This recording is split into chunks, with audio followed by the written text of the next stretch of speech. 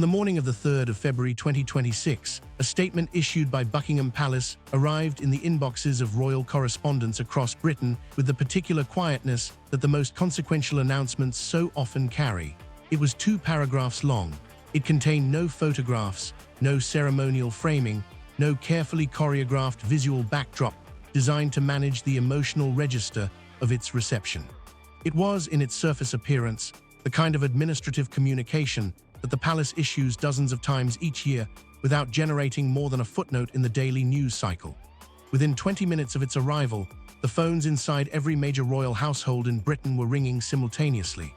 Within an hour, legal chambers that had spent years preparing for this moment were activating protocols that had been waiting, sealed and silent, for the precise conditions that had now been met.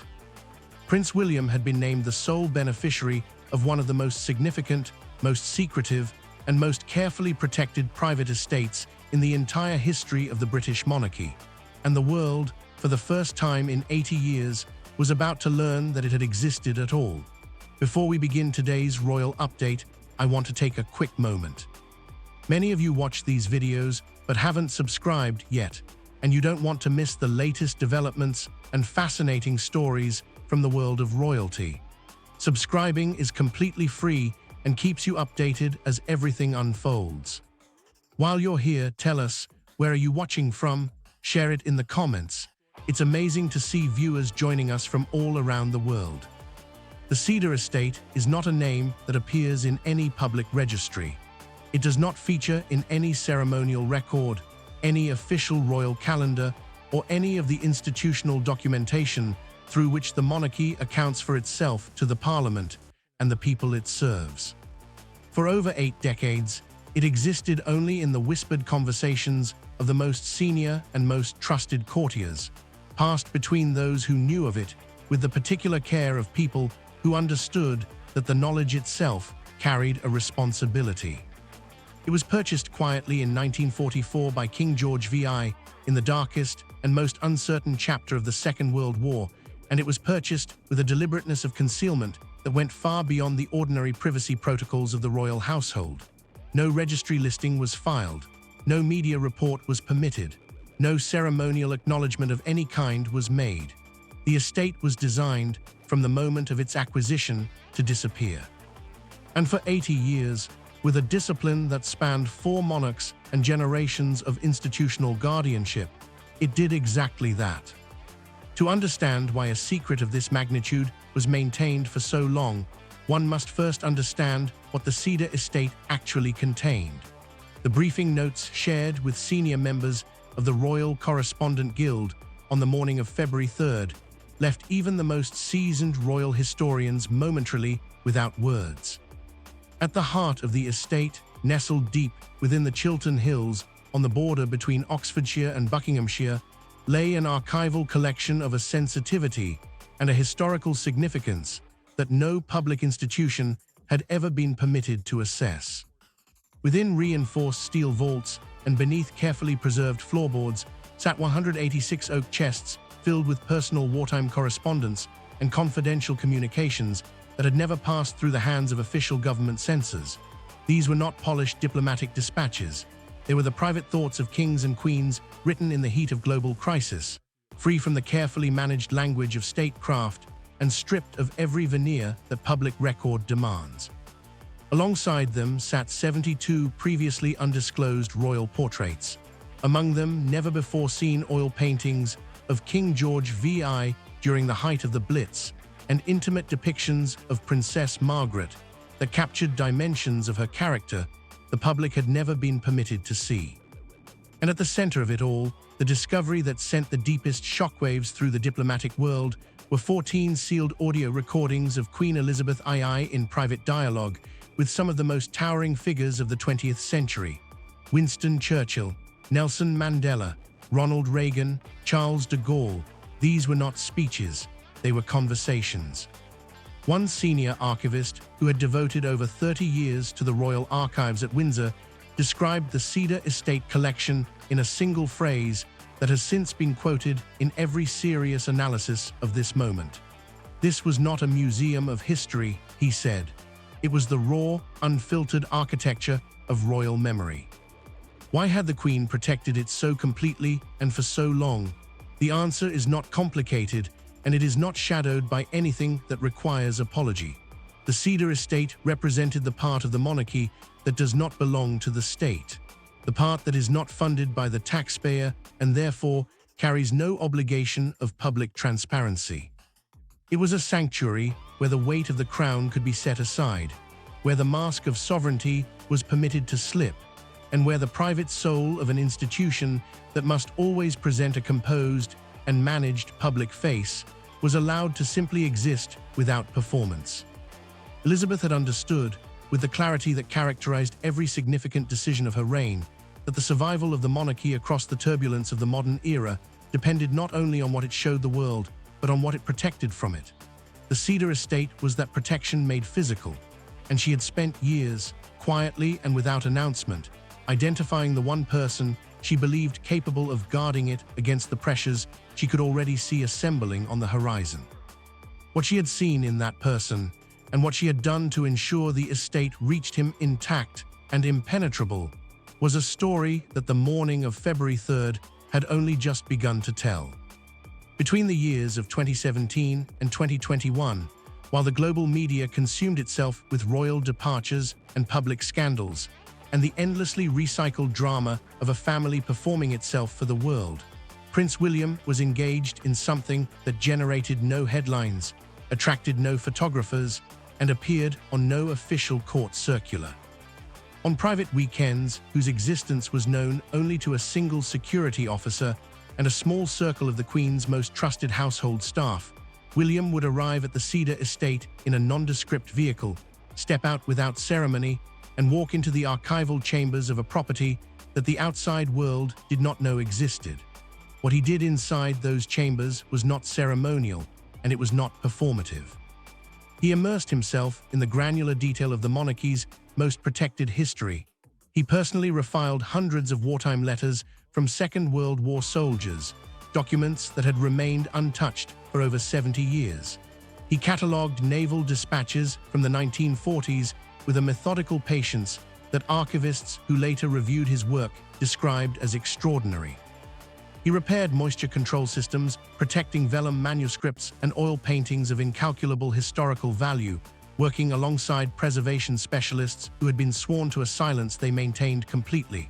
He did not do any of this for an audience. There was no audience. There was only the work, and the Queen watching him do it with the particular attentiveness of a woman who had spent 7 decades studying human character and knew precisely what she was looking for. Queen Elizabeth II found what she was looking for. In a handwritten annotation discovered within the primary Covenant Trust documents after her death, she recorded her conclusion in the elegant and unmistakable script that those who had worked beside her for decades recognized instantly. "He will inherit more than the crown," she wrote. "He will inherit the silence that preserved it." Those 2 sentences were not sentiment. They were the foundation of a legal architecture that had been under construction in total secrecy for years, designed with a precision and a foresight that would only reveal its full dimensions when the challenges it had been built to withstand finally arrived.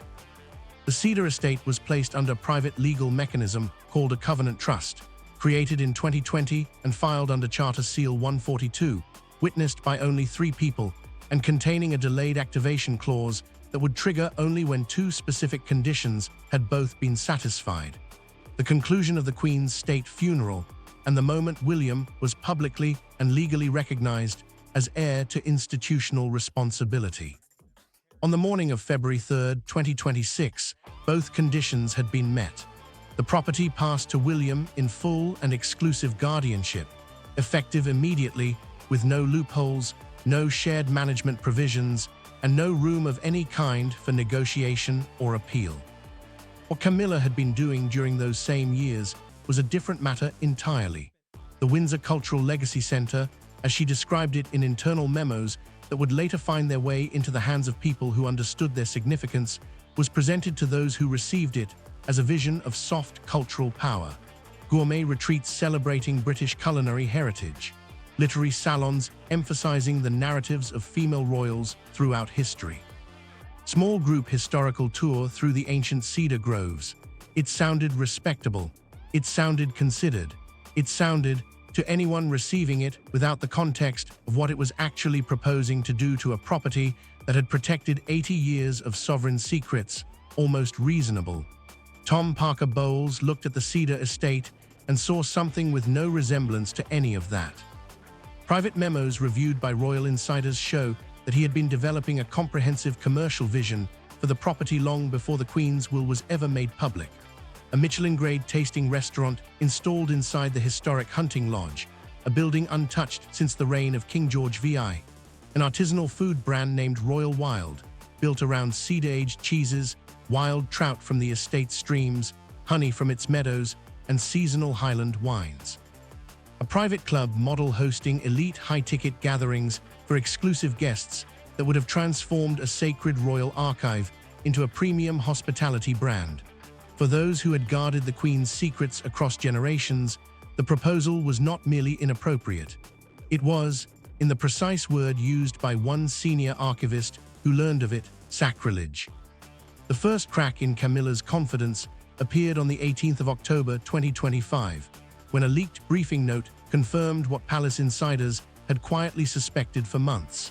Tom's legal team had been exploring whether portions of the Cedar estate could be reclassified under public heritage law, arguing that the estate's wartime origins and its connection to King George VI justified cultural protection status. The framing was careful, and the surface argument was not without surface logic, but its true purpose was understood immediately by everyone positioned to assess it. A successful heritage reclassification would have weakened William's exclusive claim as a private beneficiary and opened a legal door for shared management or foundation-led oversight that Camilla's network was already prepared to step through. William's response, when he learned of both the Henley reception Camilla had staged as a dry run for her public-private stewardship model and the heritage reclassification strategy being developed in parallel, was not a public statement. It was a meeting with the Queen's personal solicitors and the quiet, precise activation of the specific covenant trust clauses that had been installed years earlier for exactly this contingency. By the time Camilla and Tom understood what had happened, the legal walls had already closed. The Windsor Cultural Legacy Centre was structurally impossible before a single brick had been laid or a single bottle of Royal Wild wine had been corked. On the 20th of January 2026, Princess Anne entered Windsor's Oak Room alone and conducted what those who assisted her afterward described as a forensic review of the late Queen's private correspondence, with the methodical precision of someone who had been waiting for the right moment to open a particular drawer and had finally decided the moment had arrived. What she found, folded 3 times and secured within a weathered leather folio bearing the gold-embossed mark of William George, was a codicil unlike anything the family had encountered in the preceding years of legal transfers and sealed trusts. It concerned the Clarence Hill estate, a property nestled deep within the Chiltern Hills, accessible only via a discreet private driveway stretching 4 miles from any main road, purchased quietly in 1947 by King George VI and designed from its acquisition as an off-book reserve for direct heirs, deliberately insulated from Parliament, from public scrutiny, and from the fluctuations of royal funding that had destabilized so much else across the decades. The Queen's directive for this estate was written in her own hand, and it was, in the precise quality of its language, unlike any document those who subsequently reviewed it had encountered in decades of working within the royal archives. She wrote, "I entrust Clarence Hill to my grandson William in full title and spirit, free of encumbrance, free of shadow. Let it remain outside the Crown estate, immune to politics, immune to scandal. This land is a covenant, not a commodity." Its purpose is to guard the moral line of succession. That phrase, immune to scandal, was not decorative writing. In her final years, sources confirm, Elizabeth had grown deeply and specifically wary of the volatile media ventures and public controversies surrounding other branches of the family. Clarence Hill was designed to be the ethical compass of the dynasty's future. A place whose purpose was defined not by what it could generate commercially, but by what it was constitutionally required to protect. Camilla learned of the transfer on the 20th of January 2026. According to palace insiders present in the hours that followed, she immediately summoned her legal team to Highgrove with an urgency that those who witnessed the summons described as barely contained fury, wearing the mask of strategic composure. The timing carried its own particular desperation. Tom Parker Bowles had recently suffered a significant professional setback involving a publishing contract and a scandal concerning his food brand's unauthorized use of the royal crest. To Camilla, Clarence Hill was not a sacred trust or a dynastic moral compass. It was a commercial lifeline. By the 23rd of January, a comprehensive proposal had already been drafted under a newly registered entity called Hill and Crown Limited, with Tom listed as executive director. The vision that entity had been created to execute was sophisticated in its presentation and transparent in its ambition. Clarence Hill was to be rebranded as a boutique hospitality and agricultural powerhouse, emphasizing regenerative luxury and royal sustainability. Tom was to be positioned publicly as the Prince of Green Britain, an aristocratic figure whose future would be grounded in the soil rather than shadowed by scandal. It was a pivot of considerable audacity, and it was built entirely on land whose legal transfer had already been completed in secret years before Hill and Crown Limited was registered. They had arrived, as one palace source put it with devastating economy, 3 weeks too late to a battle that had already been won without them. The situation reached its most explosive point on the 28th of January when an anonymous whistleblower, believed by those closest to the matter to be a disillusioned former aide with direct access to Camilla's inner operational circle, forwarded the complete Hill and Crown business deck to the Lord Chancellor's office. The document revealed everything that its authors had believed was safely contained within a private commercial planning process: the speculative luxury valuations, the comprehensive rebranding strategies, and most damagingly of all, the mock-ups of Clarence Hill's historic Edwardian facade with corporate logos digitally imposed over its stonework in the kind of visual that strips away every pretense of heritage preservation and reveals the purely commercial appetite beneath it. The backlash inside the palace was immediate, and it was of a severity that those present have since described as unlike anything they had witnessed across years of navigating internal royal tensions. Prince William confronted Camilla at Windsor during a private lunch that had been scheduled to mark Catherine's ongoing recovery. Sources close to the household described the exchange as brief, controlled, and chillingly final in a way that left no ambiguity about its meaning or its consequences. William looked at Camilla and said, "Clarence Hill does not exist to be bottled, branded, or sold. It is the last sanctuary of my grandmother's soul, and I will protect it as I protect my wife and my children." Camilla left the room without finishing her meal. Within 48 hours, Hill and Crown Limited had been formally dissolved. As the dust from Clarence Hill began to settle across the legal landscape of the palace's internal reckoning, a second discovery of staggering proportions emerged regarding the Green Heath estate located southeast of Forest Lodge. Green Heath was a vast expanse of undeveloped woodland spanning over 500 acres that Camilla had long misread as a ceremonial plot or an underutilized hunting ground with limited strategic value. She was comprehensively and consequentially wrong. Green Heath was accompanied by a £37 million private trust that had been growing invisibly through decades of strategic transfers personally approved by the Queen, invisible to anyone who had not been told with precision exactly where to look for it. When Tom discovered the fund's existence, his focus shifted immediately from hospitality to high-level investment, envisioning a media-branded culinary wellness center backed by elite investors from Dubai whose interest had already been quietly secured. On the 30th of January 2026, Princess Anne, acting on behalf of the Crown Trust Authority, officially sealed the asset transfer backdated to Christmas Day of the previous year. William received full rights to the land and the £37 million trust simultaneously. Alongside the documents arrived a private audio recording of Queen Elizabeth herself, explaining in her own voice that Green Heath was to be reserved exclusively for environmental education and child rehabilitation programs under the direct patronage of William and Catherine. It was a directive of such specific and personal clarity that it rendered every commercial scheme that had been assembled around the estate not merely legally defeated, but morally irrelevant. Camilla's legal team attempted one final maneuver, suggesting a challenge to the Queen's mental clarity at the time of signing. King Charles, despite his physical frailty, issued his response within 48 hours. Any attempt to undermine the late Queen's will would be treated as sedition against the Crown's memory. The challenge died before it could find its footing. On the morning of the 3rd of February 2026, a sealed leather envelope bearing the late Queen's royal cipher was formally presented to the Prime Minister. It was not delivered through any of the usual institutional channels.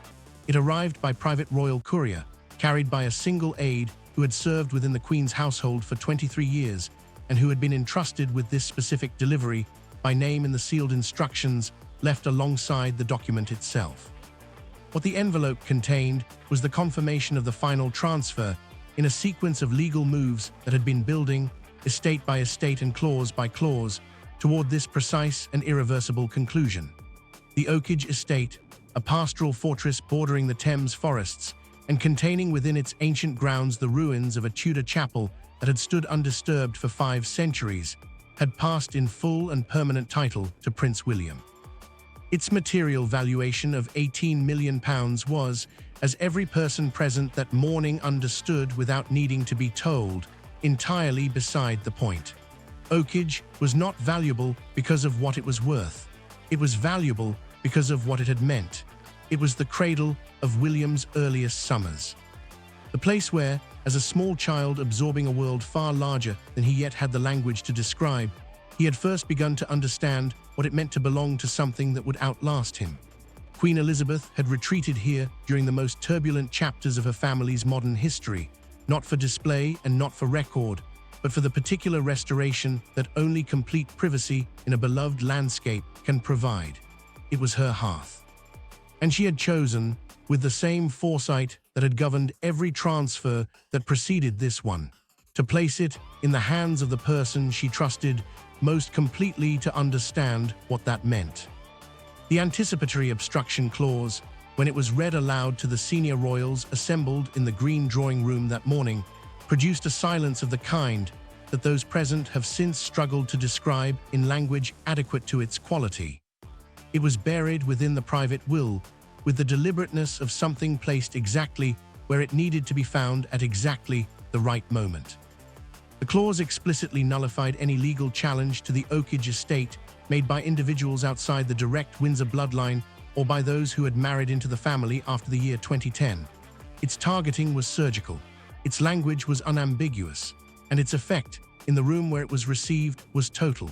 Sources close to those present describe Camilla rising from her chair and leaving without a word, the leather folder she had brought with her still unopened on the table. Tom Parker Bowles, who had spent months constructing legal arguments around the estate's use of public restoration funds, said nothing. Princess Anne, who had been sitting with the particular stillness of someone who has known for a long time how a story ends and has been patient enough to wait for the final page, turned to King Charles and delivered 6 words in a tone those present described as the precise combination of composure and satisfaction that only decades of quiet certainty can produce. I always knew this day would come. William had anticipated the public funding challenge weeks before it was formally raised. He had already ordered a forensic review of every restoration log and security payment associated with Oakage dating back to 1953, cross-referencing receipts and expenditure records with a thoroughness that left no line of attack available to those who had hoped to find one. The review confirmed what Elizabeth had ensured would be confirmed. The estate's funding history was entirely and documentably private.